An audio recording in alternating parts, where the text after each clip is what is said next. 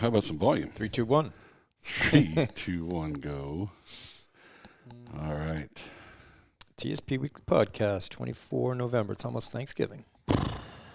Man, it's Christmas in my house. Yeah, I bet.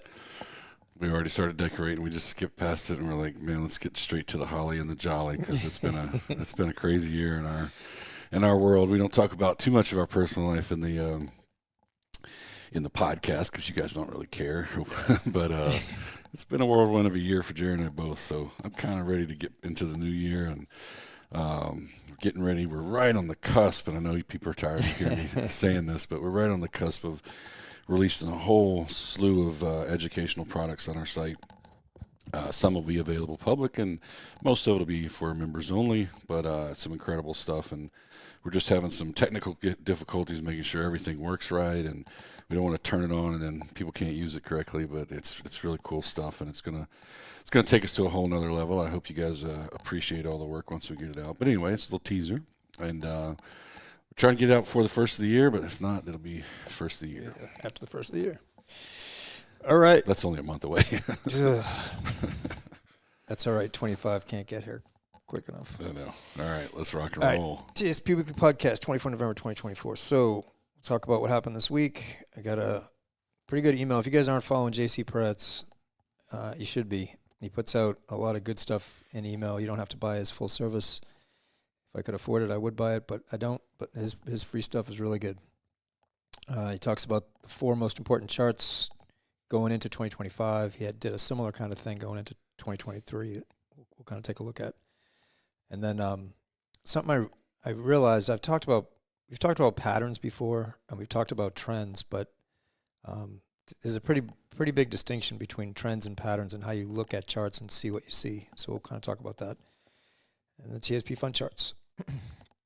So Monday we had housing market index jumps from up to 46 from 43, and it was forecast of 44. So a pretty big jump. And what it does is it's a Wells Fargo index, rose to 46 in November. It's the highest in 7 months, and the trend is obviously up, which is a good thing. So it's talking about builders anticipating that market conditions will continue to improve after the Republicans' victory in both the House and Congress.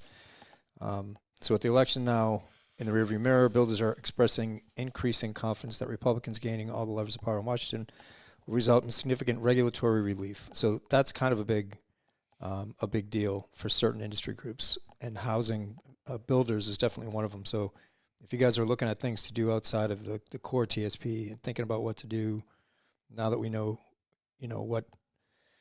what side is in the White House, the industry groups that are affected by decreased regulation are going to be the obvious ones that do better than because anything that was being more restricted by regulation should be freed up to do better going forward.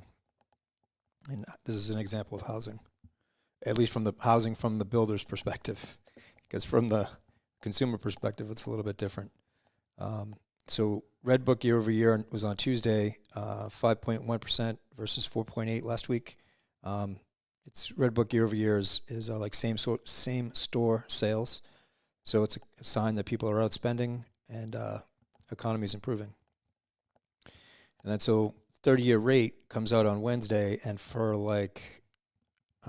several consecutive weeks, it continues to rise at 6.9%, up from 6.86%. S&P was flat on the day, but if you look at this is a chart of the 30-year fixed rate mortgage, right? If you remember last week's podcast, we did the bonus chart was TNX, which is the 10-year yield. So if you overlaid the chart of the 10-year yield on this chart of the 30-year bond index, it's almost the same. That's why I keep saying that the TNX, the 10-year yield chart, is like the most important thing you can follow for a lot of reasons, but mortgages are definitely one of them. And this was basically where the Fed came out and started cutting rates and cutting the Fed funds rate. But even though they're cutting the Fed funds rate, the long bond, anything 10 years and longer, the yield is still rising. So that's why mortgage rates are still going up. And it's kind of interesting because The builders, right? The housing market index for builders is improving, but the affordability for buyers is continuing to get worse. So we'll see how that plays out. Thursday, we got initial jobless claims at 213,000 versus 219,000 last week, which is good. And they had forecast 224,000. So way less new jobless claims than they anticipated. Get the Philly Fed Manufacturing Index dropping to negative 5.5 in November from a positive 10.3 in October, and it was way below the forecast of 8. So in the Philly area, these are all kind of regionalized numbers, but in the Northeast, basically, manufacturing activity is definitely softening.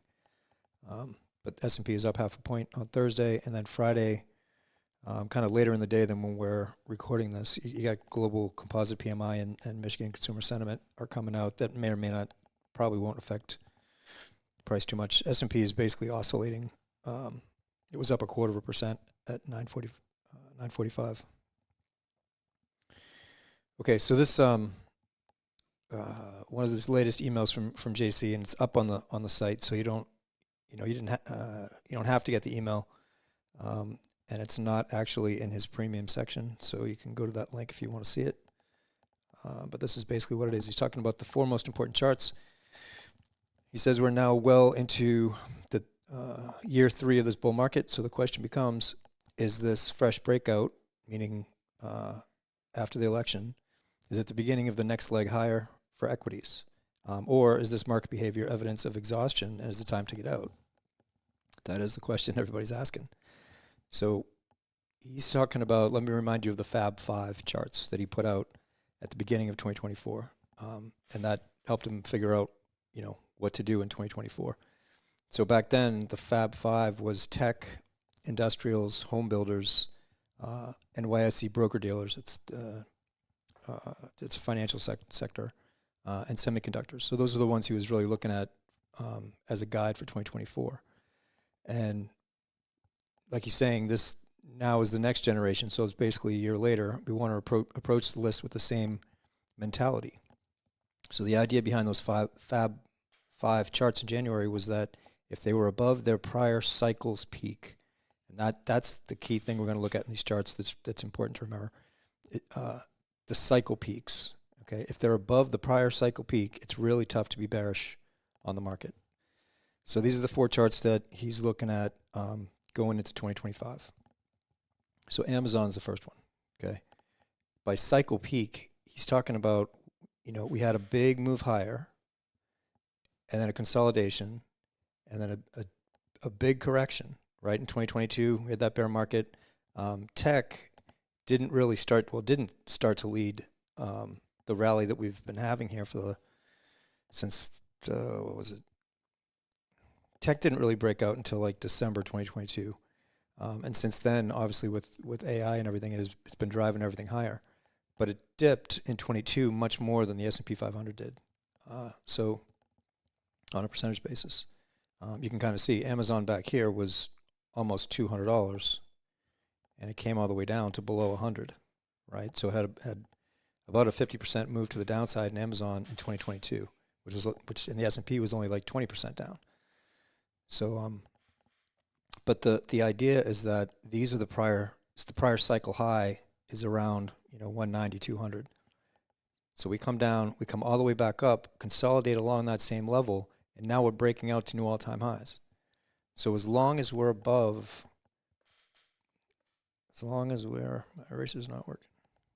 Okay. As long as we're above the prior cycle high at roughly 200 on Amazon, right? It's got nowhere to go but up.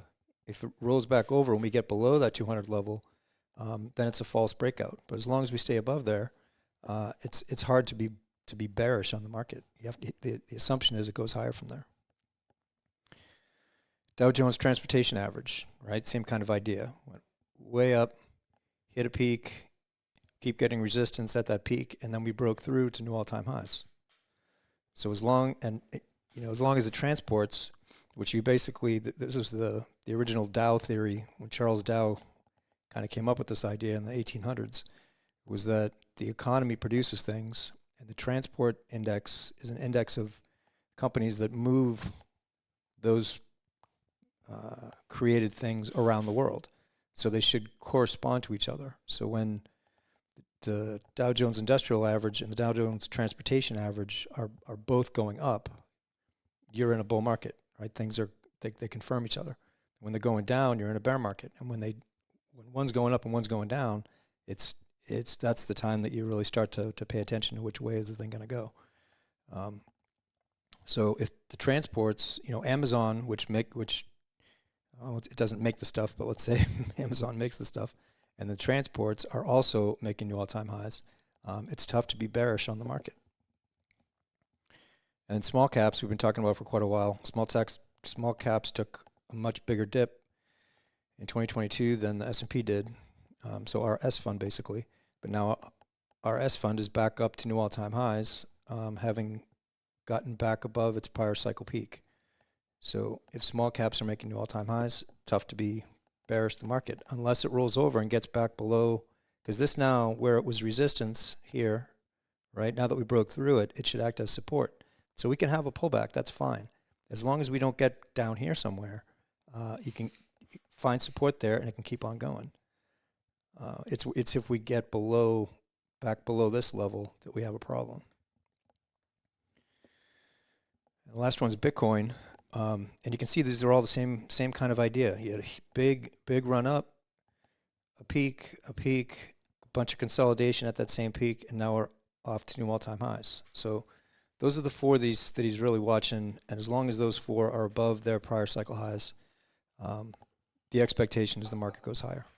It never goes up in a straight line, but as long as Bitcoin, for example, if we're not down there below 65,000, you're in good shape. Okay, so then he finishes it with the next leg of this bull market is just getting going, right? That's his opinion. So these four charts represent that thesis. It played out perfectly this year, and the bet is that the party's going to continue through the next few quarters.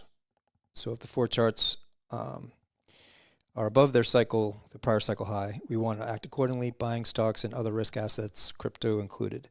And not only is crypto part of the bullish thesis, I think it should be front and center if you're like me and you're looking to make the most money possible out of this cycle.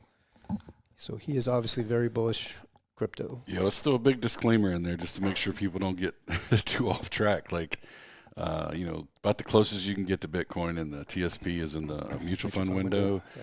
And I wouldn't go slapping all your money in there, okay? So just slow down too quick if you get too excited about that last sentence. I mean, from an outside the TSP perspective, I think that is extremely good analysis. I mean, I saw this, and one thing I like about JC, and one thing I don't. One thing he's really good at is simplifying really technical stuff. The other thing he's good at is what's the opposite of simplification? Overcomplicating simple things. Yeah, he loves charts. I get what you're saying. He loves charts, and he will just go off and do some crazy stuff, and it's just about a simple kind of, concept or idea, or to show something. And I'm like, Jesus, man, I don't think we needed all that. But he also does a very good job of going, look, these four things are important. And one thing that caught me was him talking about small caps. And I think that's, for me anyway, it's something that I'm keeping a close eye on, because it's not playing out. If you guys have been watching the show every week, if you, one of the things we talked about probably a couple months ago as we were looking at the S fund, which is generally our way of getting to the small caps, right? This whole idea of the interest rates, the Fed rate going down, even though it's only a quarter basis points and all these, like these little increments, that somehow was going to, it's not directly correlated, but that somehow was going to play out into small businesses being able to get cheaper money. Yep. And that hasn't happened. No. And yet the S fund's going up. Right. Well, I think I read a good article about this. I meant to share it in our Facebook group, but I read a good article that was basically looking at two things: mortgage rates and what we would call small business loan rates, right? The things that those businesses go out. Because many of these folks, small businesses, you got to put that into context. Small business can be anything under like 500 million or yeah, it's not small. yeah, it's not like us. Yeah, like we're really micro small business. Yeah. But a lot of those businesses can't operate without debt. Taking loans and meeting payroll and doing all these things, expanding, opening a new store, whatever. And they manage that debt. But anyway, so it's starting to sink in. So for whatever reasons, banks are like, no, there's not been a big enough risk change for us to give cheaper money. Mm-hmm. So they're not lowering those rates, because that's basically what it is. If they lower the rates, they feel comfortable that this is a good investment for me to give you this money. You're going to be able to turn it in. You're going to pay your. They're like, no, they're not feeling warm and fuzzy, right. And so home buyers and small businesses are finally just giving in. And they're like, okay, I'm exhausted. Like, I got to have the money. You have to refinance the debt. Yep. Like, I got to go get this house because I got to move, or whatever reason. Or I'm just, whatever the reason why you're buying a house, and this relates to the small business too, they're just like, okay, well, I got to expand. I've got to do this thing, so I got to take on the debt. So, yes, I'd rather have it at, 5.5%, but I'm going to take it at 6.5 or 7, right? That's kind of where they've landed. So the opinion is that they've finally just given in, and they're still going to do it. Now, would it have exploded if banks decided to lower those? Yeah, that's probably obvious. Yeah. But that's why you see the S fund still kind of rocketing on. Because they have to. They're just like, we got to. At some point. And they're optimistic. Again, opinion, yep. Right? Not facts. They're optimistic that the next year is going to be good for business. Yep. We got a Republican everything. Yep. And that's normally good for business. Yep. Taxes, corporate taxes come down, like all these things. So they're probably thinking in their mind, all right, I'll suck it up and go for the 7% loan, knowing that my tax rate is going to drop probably 5%. I don't know. Something to offset it. Yeah. Exactly. That's one of the big concerns about 25 is that all the debt, whether it's federal issued debt or companies' debt, if you take out a 5-year loan, and you've paid it off over the last 5. If you took it out around COVID time, let's say, at 2%, and now you have to refi, you still need that revenue stream, which is debt, like you said, to do expansions or payroll or whatever. If you borrowed it for 5 years at 2%, and now you need the same loan for the next 5 years, but now it's going to be 7%, it's a problem. And it's not just it's obviously the federal government and companies do it in different time increments along the way. So, but 2025, it's kind of layered debt. It's layered, yeah. Yeah. But you have to keep refinancing it, and when you do it at higher rates, it eats into profit fast, which is why they say earnings should come down and all the things. So that's like a big concern in 2025 going And forward. you could also see, and again, we've talked about this, and I'm kind of on the bear side of this. I don't know if that's the right term, but basically, like not on the side that you'd want to have happen, but I feel like there's going to be a lot of small businesses that have been on the tipping point of falling off for a long time, and they've just been surviving on debt. So their product isn't quite that good, their service isn't quite that good. People aren't buying it right now because they want other things, like whatever that is. Like they went all in on something that was very niche. Mm-hmm. And you're just going to see those companies just fall off because they won't be able to survive this debt. And so they're going to go bankrupt. And, that sucks for the people that are in the company, the employees. I got it. Hopefully they got bought. But getting bought and restructured, right. If you got a good product, that can happen, right? But let's say everything's messed up and it just isn't worth it. And anyway, the point is that what that does, though, is it makes it for a cleaner market, right? So there's not all this kind of fluff. And I'm kind of in favor of that. I mean, that's just kind of like the way the system is built. It should work that way. And a lot of stuff that shouldn't exist exists because interest rates were at 2%. Yeah, it's artificially low. You could go out and get free money, start a business with very little experience and very, marginal product and all this kind of stuff. And, I'm not down on small businesses. We are one, and we've had a couple. But I'm just like, we don't have debt. Right. You don't go get debt if you can't. Anyway, I'm kind of getting off sidetrack, but I think it's something to put in perspective when you're looking at these small caps. It gives you a lot of insight. So if the S fund goes down, do you want to, maybe reallocate? Absolutely. But I think it's more important, like in big picture, to understand, well, what does that impact? Like, Why are they going down? What's happening? So right now we're looking good though. Yeah. I mean, if anybody's been noticing, the tech sector and particularly the Magnificent Seven have not been doing well in the past two months or so. Yeah, I'm watching that close to see where we're headed with that, because it's always this optimism that those can't fail, won't fail. It's almost like back in the bank days when they're too big to fail kind of thing. If these things fail, the whole market falls.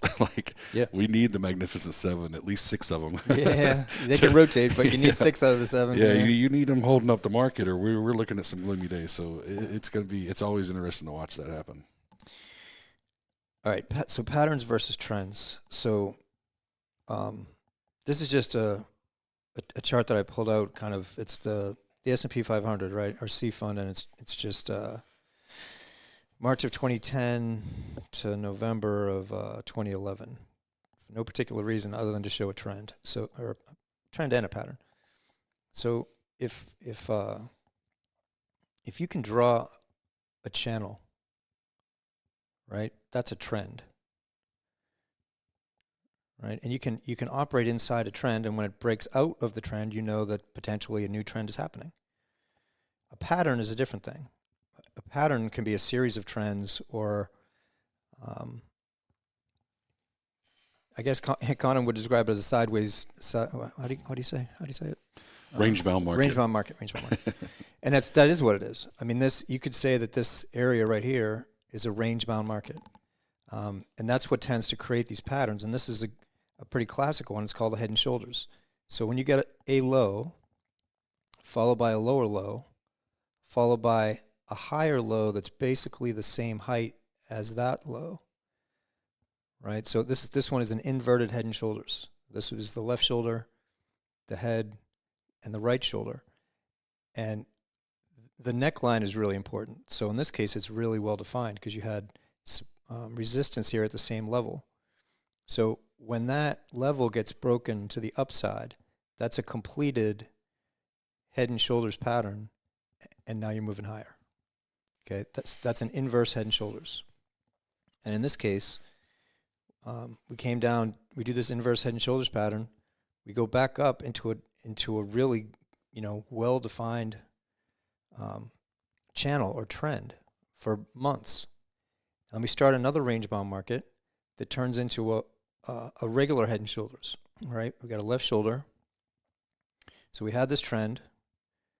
We get a pullback, and it's outside of the trend. Clearly, this is no longer part of that channel. It's getting kind of stupid here, but you got this pretty clear channel going, right? And it goes up and down, but it's still within that channel. But this is clearly outside of it. It's not part of that channel anymore. So we're going into a new thing. That's your range-bound market. So you have a head or a top. So this is the left shoulder, and you don't know that at first. This is just a top. So you have a top. You get a pullback to some area, right? Then you get a corrective move. This is an ABC. It's higher, right? So that's what gives you the head. It rolls back over in another corrective move. Corrective meaning it's three waves instead of 5. So all these sideways movements and range-bound movements and everything, they tend to be ABC, ABC, ABC, ABC, right? They're corrective, not impulsive in nature. So when you get the 2 points that make the neckline, that's when you really start looking at it as a potential head and shoulders. And so when you get a lower high from the head and it's around the same level as the left shoulder, you're really watching it. And you're looking for that point right there. Because if it can come down to here, find support and keep going. And then now you're still in this range-bound market, right? You're still in this. But you can definitely anticipate. And if you get a breakdown through that neckline, it's usually going down from there. I mean, that's a really safe place to make a trade. Yeah. And what's really difficult is when you don't get these kind of clear like a head and shoulders pattern, like clear pattern, and this is a great learning point, guys. So if you're kind of glazing over right here, you really need to go back and watch it again, because this is one of those things that can help you. One of the things that why Jerry was saying, I was talking about range bound markets, is something I study a lot, because it's one of the most difficult market conditions to figure out, like to have a strategy that works. Most people lose in a range bound market because they're getting sucked in and sucked out. They're whipsawed, like bam, bam, bam. Yep. And you just, and what it does is just, it confuses you or frustrates you, and either you just go all in or all out, or because your strategy isn't working. And that's like almost every strategy. And so some people have developed strategies that seem to work in range bound markets. The problem is you have to know it's one. Yeah. And so if you see a head and shoulders pattern, it's much more definitive that you're in that head and shoulders pattern. Yeah. Like I would say that there is a trend. It's sideways, right? The channel's wider, and it's not as obvious, which makes it, not a good trend to use. Like you wouldn't use that, sort of trend rules like you do. That's why it's so clear and easy when it's going up or down for an extended, point of time. But the range bound markets are what just kill you sometimes. It's brutal. Particularly, in trend trading, which is what we primarily do. You don't know you're going sideways till it's already sideways. You got to let it play out. Yep. And so being able to see that it's going sideways is tough, but seeing these kind of head and shoulders, like if you're, that's a pretty good tool set in the technical analysis world, but it's also a little advanced, right? Because I look at that and I don't see head and shoulders as quickly as you do, but the things that make it one, right? Right. The high versus the low and the previous high, and just look at it and go, oh, I see that pattern coming up. It's funny that you say that, because the next one, let's go this one first. Was that a good segue? Yeah. I'm going to go back to the last one, but this is pretty good. So this is 2024. So if you're looking at this, I mean, obviously it's gone up, and other than the trend over time has gone up, can you see anything in there that, would give you anything to trade on, right? If so, from a long-term perspective, no.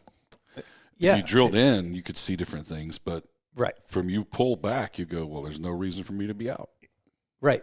The long-term trend, clearly. I mean, this is a daily chart we're looking at, but if you drew trend lines in there, this is the same chart. It just has 3 trend lines drawn, and they're all a little bit different, right? It's a daily chart, and so we get support every time we hit this trend line all the way along until we don't, right? And then the trend changed. It didn't change for very long. Meaning this down channel didn't last very long. I mean, then we started a new uptrend. The new uptrend you were a lot further away from the trend line than you were in any of these, right? The trend, the price action is longer than it is over here. Here it's like really short, and here it's much longer. So it's a little more difficult, because if you're watching your account, if you're up here, you don't want to really take this big move down, but you also don't want to get whipsawed. What's the percentage move for those two that you're working on? I don't know. I really can't do it in my head that way. Yeah, okay. I mean, it's looking like a pretty significant, let's just say 10% or more. Yeah, I mean, I would say that's kind of like what this one is. This one, and because this is really narrow. This gets to be a little bit more, and this is obviously much more. Yep. So that's where you would throw in, moving average lines that would help you. You'd need more information, more data to help you decide. What I was trying to point out was, although that whole chart, you look at it, you can easily make an argument for buy and hold type strategy, right? Just stay in. It's going to go up, and got it. But you got to be willing to swallow those massive swings right there. And I don't know many people that can without going off the rails, meaning that their strategy is just keep it, right? Just stay in there. Yeah. This was like 10%, I think, last summer. I think it was. That's kind of what I was remembering, is like the biggest one this year I could think is somewhere in the neighborhood of is 10%. So if you're going to do this kind of approach, meaning just sit and let it happen, okay, at a minimum, you're going to have to be able to swallow 10% reduction in your retirement account. Let's say you got $1 million and you're 5 years out from retirement. Yeah. Are you okay with losing 10% of it? Okay, Yeah. cool. I mean, I'm not, but I given the restriction of the TSP, we have to be able to take some losses, right? So like to your kind of point, and this is the value of trend lines. Let's say this was a low. This was a low. We connect it out and make a trend line. This is the breakout from the election. The market comes up and rolls over, right? Goes sideways. If it comes down to this trend line and finds support and keeps going, that's great. But you had to accept a drawdown, is what it's called, right? From here to here, along the line. So say that's 8%. So you're like, all right, if it gets to here, my drawdown is already 8%. If it gets below here, I'm getting out because the trend line broke. So now you've got 8% plus, whatever the additional down is. Yeah, and the idea behind that is you're protecting yourself from catastrophic losses. Right.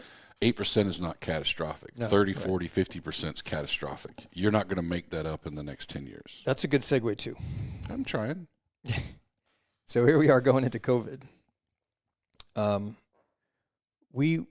We did not get out. If you were following our newsletter, we didn't get out on that gap down. We got out in one of these 2 days, and I can't remember why off the top of my head. But we didn't wait for that gap down. So fortunately, we missed the whole COVID decline. But if you were just drawing trend lines, this gap is so big and takes you outside of this channel in general that if you can see it, you're not confused by it. It clearly means you should. That's get a daily out. chart. Yeah. Yeah, you could not see that. Right. A weekly chart, it wouldn't catch it as fast. You wouldn't see it. But until if the you next see week. that happen, there's no reason to stay in. Yeah. Go to the safety of the G, wait it out. Now, you're also not going to get in at the bottom. Right. We didn't either. But you're going to save that catastrophic loss. Now, most people are going to argue, yeah, but that only lasted a few weeks, blah, blah, blah. True. It's true. True. Yeah. But that's one of the few times that it was that fast. Yeah. And that's because the government decided to pour trillions of dollars out there, billions, whatever it was. But, that's a whole other topic. But the point is you don't need to take that drawdown. Yep. Okay. Trends and patterns, folks, I'm telling you, that simple thing that Jerry just showed you, trends and patterns, just stick with trends first. Patterns starts to go off because it can be very difficult to learn patterns, but let's just say trends. Yeah. Trends and moving averages alone with a weekly chart can help you manage your TSP for the rest of your career. Yep, for sure. That's it. Not even putting any more whiz bang in there, right? Yep. Those two things can give you a foundation. Now, are you going to be perfect 100% of the time? Absolutely not. I would say that's probably a 60 to 70% solution. If you want to get to an 80% solution, you got to add a few more indicators, like the ones that we use a lot of times, RSI, MACD, CCI. But just those two things and some basic fundamental knowledge, you don't even have to listen to the news. Yeah. You just literally watch the trend. Yeah. I mean, you can make it really simple. And in some of these educational, some of these courses that we're talking about, we go through it quite a bit. I mean, as long as you're above the 200-day moving average, and the 200-day moving average is moving up, you're going up. It doesn't now. If you're 25% above the 200-day moving average line, and you come all the way back down to that line and find support, you're not going to be happy about that 25% drawdown. Right. But you weren't making moves in and out all the way along to that point either. So and you weren't having to watch it daily or Right. anything. Weekly, I mean, we really recommend this all the time. You can do this and just take a look once a week. Yeah. You don't need to obsess. You certainly don't need to look at it multiple times a day, which is what a lot of folks do. And it's just pointless. You're not in control anyway. Yeah. Well, a lot of that comes from the mentality of what's the market doing relative to the last all-time high. Right. And that is the thing that will really frustrate you if you're if you're looking at your account balance, I mean, like take Bitcoin, for example, it's up like, I don't know, 30% or something in the last week. If you're like, okay, then that means my number, should always be at least that much. At least that much. Right. Then there's going to be a correction in Bitcoin. Then you better get out right now. If you want it to always be there, get out now. Yeah, and it's there. It's there forever. Yeah, and I tend to, particularly outside of the TSP, because the move thing restricts us. But if you're playing in your IRA, you can layer these kind of going ins and going outs. So let's say something is, you had a really good run up and the thing just shot up. You don't know why, you don't care why, it just did, and you're like, yeah, but I don't. It's to get back down to that moving average we were just talking about. Okay, maybe you start to periodically take some off the table, right? A lot of people will do that and just go ahead and take some of their gains, if you will, and start incrementally moving it off the table. Now, you can come off the table in TSP as much as you want, slowly moving to G. So you can do that. You can't do it the other way around, so let's say you got the opposite, like you got this huge downturn, and you're like, okay, I don't think it can go much lower. Let me just start easing back into it. And you can't do that in the TSP, but I'm just, from a learning perspective, like I do that occasionally if I see something just really tank that you're like, yeah, but this is strong. Like it's going to come back. I don't know when. Then maybe you start, and it's kind of like, you're not all in. You're just kind of buying a little bit. And then as you see the trend reemerge, you go all in or whatever. Actually, let's just stay on that one. So let's take a look at this one because it's a pretty good example. This is the C Fund Weekly, and all we have here is the 20-week moving average line in blue and relative strength indicator down here. So if you're like Connie's example, right, we're down here at the bottom in October 2022. Actually, let's say that this June low of 22. RSI did a double bottom. Right, it's not going to go much lower. It can go lower than 30, but that's pretty on a weekly basis. That's pretty oversold. Yeah. Okay. So you could get in there when it bounces at the first time it did it. It was there. Right. Let me think. It's kind of hard to tell. I can't tell what this bottom in RSI versus that bottom and where it is in price. I think it's that, but it's kind of hard to see. Yes, but at some point, even if you got in, at that low, because it was the bottom in RSI, it doesn't go much lower, and it turns around. And the other really good thing about this one is the divergence, right? You got this low is higher than that low, but RSI, this low in RSI is higher than that low. So it's diverging. It's telling you this. It's getting ready to turn changing, around. Yeah. So it's kind of hard to see on this, but you guys, a little bit. If you were able to kind of zoom in on it or see it for yourself, you could see it definitely. Yeah, it's the idea is that something can stay oversold for a long time. So if we didn't have to get this pop, and this could have kept going down, and it would have just stayed oversold. So just because it gets oversold doesn't mean it's the time to buy it. It's when it first starts turning back up from being oversold that is when you want to kind of start to ease in, and then when it crosses that 50 line, it's usually a sign that the trend changed. So anyway, that's a pretty good example of it. So we've had some pretty good volatility here in the past few weeks, right? We had that big move higher the week of the election. We had a pullback, pulled back about half of the gains the following week, and then this week so far is a pretty good week, but we're not back up to the previous all-time high yet.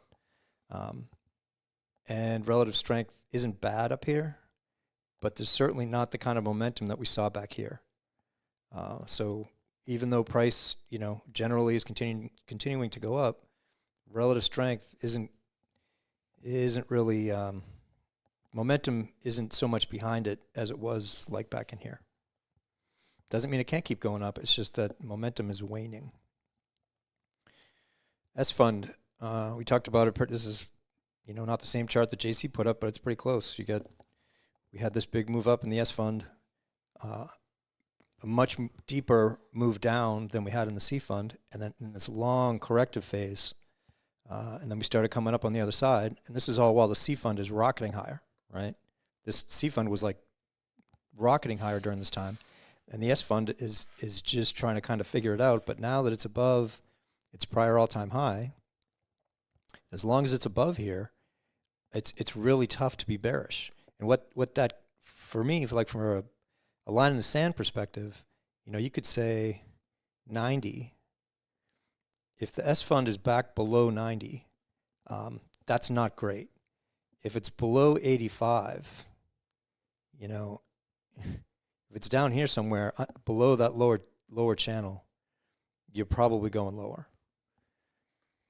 And this is just a reminder to folks, but these are charts of the actual TSP funds, right? So we changed that a few weeks back. We started making instead of using SPX or SPY, the index, the ETFs or indexes for these. We decided we were going to create the actual chart. So that's the actual S fund. Yep. So I point that out because if you're looking at DWCPF, what we used to use, it's going to look a little different. Yep. Not a lot, but we're using the actual CS and I and F. Yeah, that was a really good thing that we're able to do. And the biggest thing, the